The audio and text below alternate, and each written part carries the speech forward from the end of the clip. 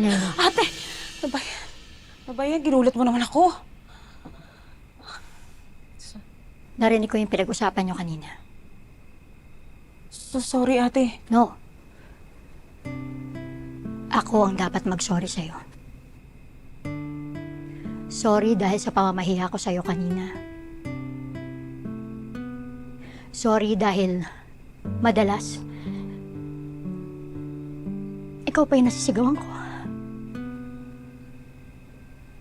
Sa kakahanap ko sa anak ko. Nakalimutan kitang kumustahin.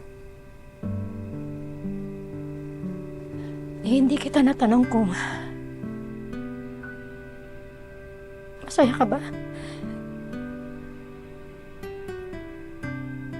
Masaya naman ako, ate.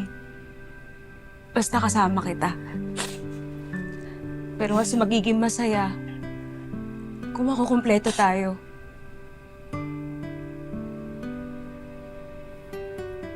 Salamat. Salamat, Aleli. Hayaan mo. Simula ngayon, kahit makapag-close ka pa sa mga borders dito, hindi na ako magagalit.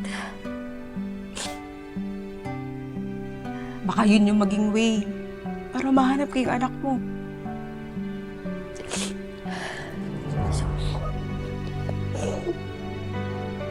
Salamat, ate.